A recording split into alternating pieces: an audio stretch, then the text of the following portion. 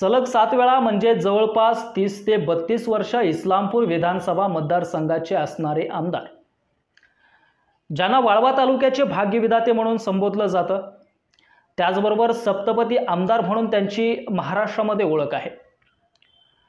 आताच्या महाराष्ट्राच्या जर का राजकारणात बघितलं तर राष्ट्रवादी काँग्रेस पक्ष शरदचंद्र पवार गट या गटाचे ते त्या ठिकाणी प्रदेशाध्यक्ष आहेत। मात्र वाळवा तालुक्याचा जर का आपण विचार केला तर जयंत पाटील यांचा पराभव करण्याचं स्वप्न अनेक जण पाहत आहेत। खास करून त्यांच्या विरोधकांमध्ये त्या ठिकाणी ते स्वप्न आपल्याला मोठ्या प्रमाणामध्ये असलेलं पाहायला मिळतं आणि त्या पद्धतीचे त्यांनी प्रयत्न करत असलेले गेल्या अनेक वर्षांपासून आपण त्या ठिकाणी पाहतोय। त्या विरोधकांचं स्वप्न पूर्ण होईल की ते स्वप्नच राहील, याच्यावरतीच पुढच्या काही मिनिटांमध्ये आपण या ठिकाणी चर्चा करणार आहोत।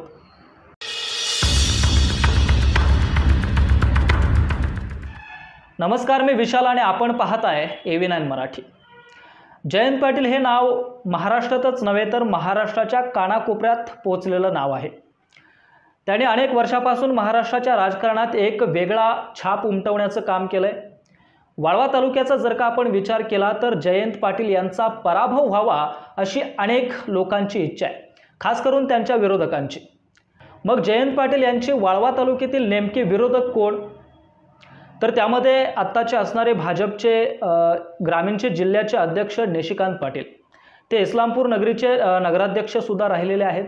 त्यामध्ये आपण विचार केला तर भाजपाचेच असणारे राहुल माडिक, त्यानंतर जयंत पाटील यांच्या विरोधामध्ये शिवसेनेतून मागच्या वेळीस 2019ला निवडणूक लढवलेले गौरव नाईकवडे असतील, त्यानंतर माजी कृषी राज्यमंत्री सदाभाऊ खोत असतील, शिवसेनेचे जिल्ह्याचे अध्यक्ष आनंदराव पवार असतील, त्याचबरोबर विक्रम पाटील आणि बरेच स्थानिक नेते असतील।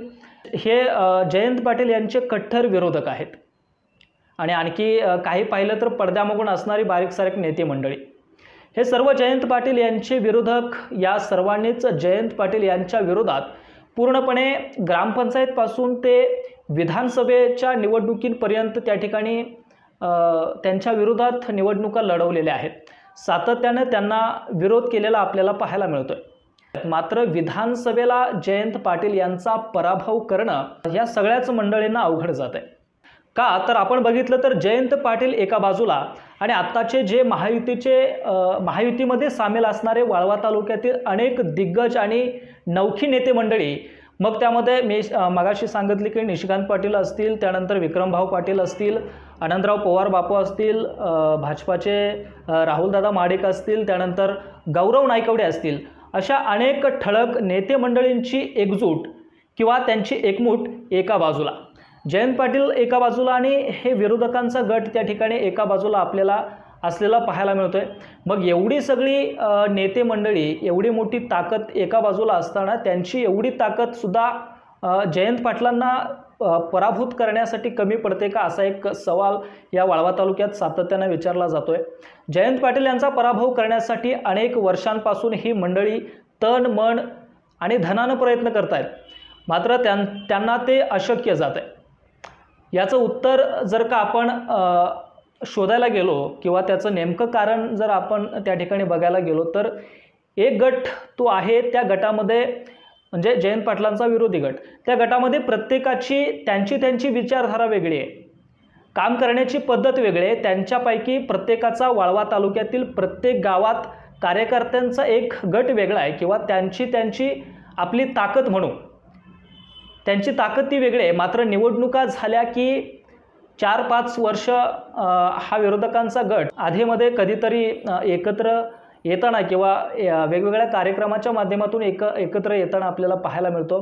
अनेक कार्यक्रमांमध्ये हे विरोधी गटाचे नेते आमंत्रण आणि निमंत्रणाचे देखील धनी होताना आपल्याला पाहायला मिळतात।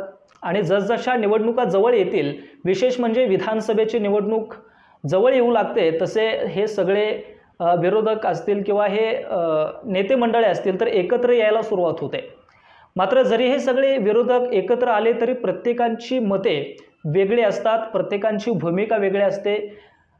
राष्ट्रवादी काँग्रेस पक्षामध्ये जयंत पाटील हा एकमेव चेहरा या वाळवा तालुक्याचा उमेदवार म्हणून त्या ठिकाणी समोर सातत्याने जात असलेला आपल्याला पाहायला मिळतोय।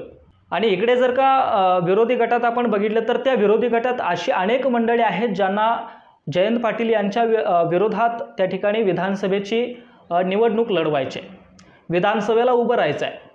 तालुक्यातील अनेक सामान्य नागरिकांच्या मधून असेल किंवा चहाच्या टपरीवर जेव्हा लोक चहा प्यायला बसतात त्या ठिकाणची चर्चा असेल, तर या ज्येष्ठ मंडळी असेल किंवा तरुण मंडळीमध्ये असेल एकच चर्चा रंगताना आपल्याला पाहायला मिळते की जयंत पाटलांचा जो विरोधी गट आहे या वाळवा तालुक्यातला, या गटामध्ये एकी नसल्यानं जयंत पाटील यांचा पराभव होऊ शकत नाही।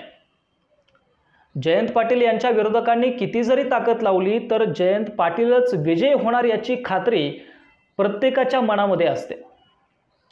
याचं एकमेव कारण म्हणजे विरोधकांमध्ये असणारी नाराजी किंवा त्यांच्यामध्ये असणारी मतमतांतरे या विरोधी गटामध्ये एकमत का राहत नाही, किंवा मतदानाच्या काही दिवस आधी ही नेते मंडळी का फुटतात, एकमेकांपासून का दुरावले जात आहेत, हा एक त्या ठिकाणी संशोधनाचा फार मोठा विषय असल्याचं आपल्याला पाहायला मिळतंय।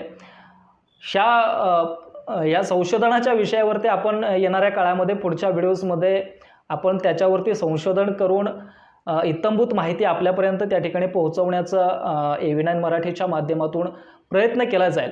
मात्र आता जी येणारी विधानसभेची जी निवडणूक आहे ती जयंत पाटील यांना नेहमीप्रमाणे सोपी जाईल की विरोधी गट एकत्र येऊन आपल्या मतावर ठाम राहून त्यांच्या गटाकडून किंवा त्यांच्या पक्षाकडून दिलेल्या उमेदवाराला निस्वार्थीपणे पाठिंबा देऊन त्याचं प्रामाणिकपणे काम करून जर का वाळवा तालुक्यात एक अनोखा बदल त्यांनी घडवला तर येणाऱ्या विधानसभेला जयंत पाटील यांचा करेक्ट कार्यक्रम होईल का, की याही वेळी जयंत पाटीलच वाळवा तालुक्याचं विधानसभेचं मैदान मारतील?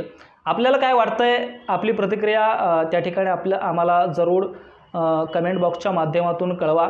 AV9 मराठीच्या माध्यमातून हे सत्र विश्लेषणाचं सुरू केलेलं आहे, त्यामधील हा पहिलाच या ठिकाणी व्हिडिओचा प्रयत्न केला गेलेला आहे। मात्र आपल्याला एक आठवण करून देतो की जर का आपण हे AV9 मराठी चॅनल आपण सबस्क्राईब केलं नसेल तर कृपया एक विनंती, आपण सर्वजण चॅनलला सबस्क्राईब करून घ्या।